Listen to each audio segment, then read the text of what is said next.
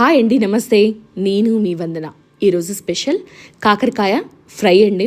ఇలా సింపుల్గా కాకరకాయ ఫ్రై అయితే చేసుకోవచ్చు. ఎంత ఈజీయో దీన్ని చేసుకున్న తర్వాత మీరే చెప్తారు. ఇది ఎలా చేయాలో చూపిస్తున్నాను. నేను ఇక్కడ 3 తెల్ల వంకాయలన్నిటిని తీసుకున్నానండి. వీటిని ఇలా రౌండ్గా ముక్కల్లాగా కట్ చేసుకోవాలండి. బాగా పల్చగా కాకుండా, మందంగా కాకుండా మీడియం సైజులో కట్ చేసుకొని ఉప్పు వేసి ఒక అరగంట పాటు పక్కన పెట్టేసేయండి. అప్పుడు మనకు దీంట్లో ఉన్న చేదంతా ఇలా మనము అరగంట తర్వాత ముక్కల్ని నలిపితే పసర్లాగా బయటకు వచ్చేస్తుంది అనమాట. అప్పుడు మనకు ముక్క అన్నది చేదు లేకుండా ఉంటుంది. చూసారా ఎన్ని వాటర్ అనేది వచ్చావో, ఇదంతా పసరు మనకి కాకరకాయల నుంచి వచ్చేస్తుంది అనమాట. అప్పుడు మనకి చేదు గుణం అన్నది చాలా వరకు తగ్గుతుంది. అప్పుడు మళ్ళీ ఒకసారి వాటర్ వేసి మంచిగా కడిగేసి ముక్కలన్నీ తీసి పక్కన పెట్టేసుకోండి. ఇలా తీసారనుకోండి, చూసారా ఎంత ముక్క పర్ఫెక్ట్గా ఉందో. ఇప్పుడు స్టవ్ ఆన్ చేసేసి కడాయి పెట్టేసుకొని దీంట్లోకి ఒక 4-5 టేబుల్ స్పూన్ల ఆయిల్ వేసుకోవాలండి. ఎందుకంటే మనకు కాకరకాయ ముక్కలు మంచిగా వేగాలి కాబట్టి వేసేసుకొని ఆయిల్ వేడైన తర్వాత మనము పోపు దినుసుల్లాగా జీలకర్ర, అలాగే ఆవాలు, అలాగే ఎండుమిర్చిలోని గింజలు ఉంటాయి కదండి, మిర్చి గింజలు, వాటిని కూడా నేను వేసుకుంటానమాట. వాటిని కూడా వేసుకుంటున్నాను. మీరు వద్దు అనుకుంటే ఎండుమిరపకాయలు వేసుకోవచ్చు.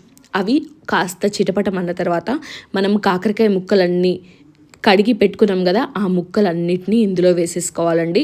క్వాంటిటీ నేను తక్కువ క్వాంటిటీలో చూపిస్తున్నాను. మీకు ఎంత క్వాంటిటీ కావాలనుకున్నా సేమ్ ప్రొసీజర్ యూజ్ చేసి మసాలాలన్నీ అడ్జస్ట్ చేసేసి వేయించేసుకోండి. చాలా బాగుంటుంది. అలాగే దీంట్లోకి ఒక 4 వరకు పచ్చిమిరపకాయల్ని మనము కాకరకాయతో పాటుగానే వేయించుకోవాలండి. అప్పుడే మనకి కాకరకాయలో ఉన్న ఆ కాస్త చిరు చేదు కూడా తగ్గిపోతుందనమాట. ఈ ముక్కలన్నీ మంచిగా ఫ్రై అవ్వాలండి. అన్నీ రంగు మారి మంచిగా ఫ్రై అయ్యేంత వరకు ఇలా మధ్య మధ్యలో కలుపుతూ వేయించుకోండి.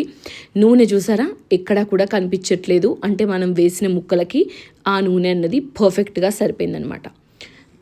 ఇలా రంగు మారి ముక్క వేగిన తర్వాత కాస్త కరివేపాకును కూడా వేసుకుంటున్నానండి. ఇదే నూనెలోకి అంతా వేసి వేయించేసుకోవాలి. ఇంకొక 5 నిమిషాల తర్వాత దీంట్లోకి మనము పసుపు వేసుకోవాలండి. కాస్త పసుపు మాత్రం చాలు. కొంచెం అలా పసుపు వేసేసి అది కూడా మంచిగా ముక్కలకంతా పట్టి వేయించే వరకు వేసుకోండి. అలాగే నేను దీంట్లోకి 3 మీడియం సైజు ఉల్లిపాయల ముక్కల్ని వేసుకుంటున్నానండి. ఉల్లిపాయ ముక్కలన్నీ మీడియం సైజులో ఇలా కట్ చేసేసి వేసుకోండి. ఉల్లిపాయ క్వాంటిటీ ఎక్కువగా ఉంటే కర్రీ రుచి అదిరిపోతుందనమాట.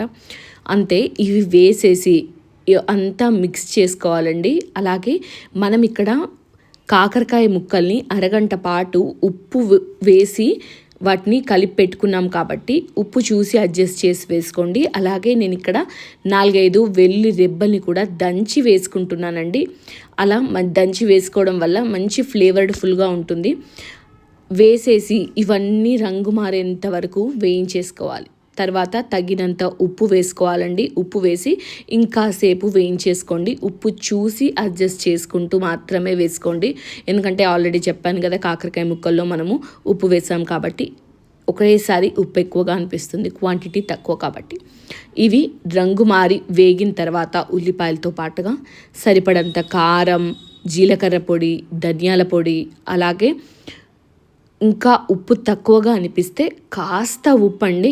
అసలు ఉప్పు అన్నది కంప్లీట్గా చూసుకుంటూ జాగ్రత్తగా వేసుకోండి. వేసేసుకొని అంతా మంచిగా మిక్స్ చేసుకోవాలండి. అలాగే స్టవ్ని మీడియం ఫ్లేమ్కి పెట్టేయండి. పెట్టేసి మంచిగా వేయించేసుకోండి. ఇవి వేగే కొద్దీ ఆ స్మెల్, ఫ్లేవరు చాలా బాగా వస్తుందన్నమాట. అలాగే ఈ కాంబినేషన్లో కాకరకాయ ఫ్రై అన్నది మనకి పప్పుకు కానీ సాంబారుకు కానీ చాలా బాగుంటుందండి. మీరు పప్పు చేసుకున్నప్పుడు లేదా సాంబారు లేదన్నా గ్రేవీ కర్రీస్ ఇలా ఏవి ట్రై చేసినా కూడా ఇలా కాకరకాయ ఫ్రై చేసుకోవచ్చండి. ఇంతే, ఇది దగ్గర పడిపోయింది అంటే ఫైనల్గా కొత్తిమీర జల్లేసుకొని మనము వేడివేడిగా అన్నంలోకి సర్వ్ చేసేసుకోవచ్చు. చాలా బాగుంటుంది. ఒకసారి మీరు ఈ విధంగా ట్రై చేయండి. ఎలా ఉంది అని నాకు కమెంట్ చేసి చెప్పండి. వీడియో నచ్చితే లైక్ చేయండి, షేర్ చేయండి. అలాగే మన యూట్యూబ్ ఛానల్ని సబ్స్క్రైబ్ చేయడం అస్సలు మర్చిపోవద్దు. మీ సబ్స్క్రిప్షనే నాకు చాలా మోటివేషన్ అండి. Thanks for watching. Please subscribe. మరొకసారి మళ్ళీ ఒక వీడియోలో కలుద్దాం. Thank you.